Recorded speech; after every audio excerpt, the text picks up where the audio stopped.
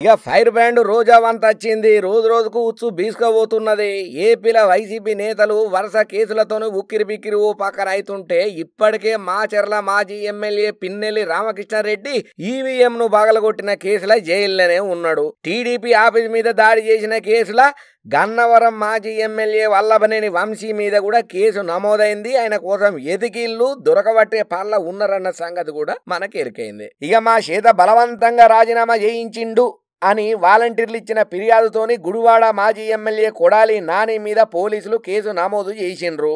ఇక టీడీపీ అధినేత AP CM Chandrababu ఇంటి మీద దాడి చేసిన కేసులో కూడా మంత్రి జోగి రమేష్ ను అరెస్టు చేయనీకే రంగం సిద్ధమయ్యింది. ఇగో పక్క టీడీపీ ఆఫీస్ మీద దాడి కేసుల తలశీల రఘురాం, లెల్ల అప్పిరెడ్డి, దేవినేని అవినాశ్, నందిగం సురేష్ వంటి వారు కేసులను ఎదుర్కొంటున్నారు ఆల్రెడీ.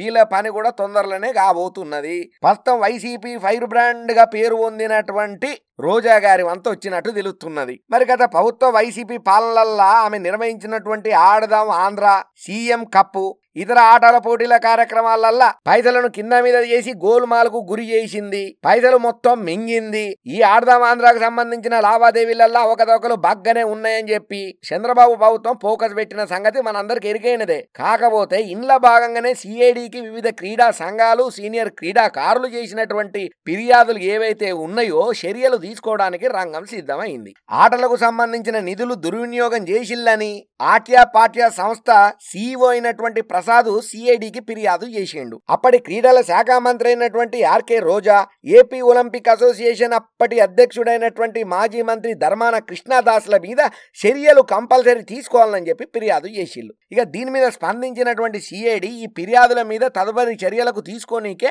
విజయవాడ నగర పోలీస్ కమిషనర్ కు ఆదేశాలను జారీ చేసింది. ఇక ఇదే గనక జరిగితే రోజా, కృష్ణదాసులు విచారణకు హాజరు కావాల్సి ఉంటది. ఒకవేళ తప్పు దొరికిందే అనుకో బొక్కలకు కూడా పోయే అవకాశాలు లేకపోలేదని అంటున్నారు ఈ ముచ్చట ఎరికైనోళ్ళు. ఇక ఆడదామాంధ్ర వ్యవహారం మీదనైతే విచారణ చేపించి బాధ్యుల మీద కఠిన చర్యలు తీసుకుంటామని చెప్పి ప్రస్తుత క్రీడల శాఖ మంత్రి రామ్ ప్రసాద్ రెడ్డి ఇటీవల ఒక ప్రకటన చేసిన సంగతి మనందరికీ ఎరికైన ముచ్చటనే. గత ప్రభుత్వం హయాంలో ప్రజాధనంతో నిర్వహించినటువంటి ఆడుదాం ఆంధ్ర కార్యక్రమం మీద విమర్శలు బాగానే వచ్చినాయి. నిధుల్ని దుర్వినియోగం చేసిల్లనే ఆరోపణలు వచ్చుడుతోని కూటమి ప్రభుత్వం విచారణకు సిద్ధమైంది. త్వరలోనే దర్యాప్తు ప్రారంభం కాబోతున్నది. మరి తమ పై వస్తున్న ఆరోపణల మీద మాజీ మంత్రి రోజా గారు అదే ఫైర్ బ్రాండ్ ఎట్లా స్పందిస్తుందో చూడాలి. ఇప్పటికైతే అక్క సప్పుడు లేకుండా మొన్నటిదాకా ఇటలీకి పోయింది. మరి ఇప్పుడు తమిళనాడులో అయితే చక్కర్లు కొడుతున్నది, గుళ్ళు గోపురాలు తిరుక్కుంటా అక్కడ విజయ్ పార్టీలో జాయిన్ అయిదామని. అయితే అట్లా విజయ్ పార్టీలో చేరబోతున్నది ఆర్కే రోజా అన్న సంగతి ఎప్పుడైతే తెలిసిందో అందరూ రోజాను ఒక్కటే ట్రోల్ చేయబట్టిళ్ళు, అడ్డగోలు మాటలు అనబట్టిళ్ళు. ఇక్కడ మందిని ముంచింది సరిపోక తటబుట్ట దద్దుకొని ఇప్పుడు తమిళనాడులో మకాం పెట్టినవా తల్లే.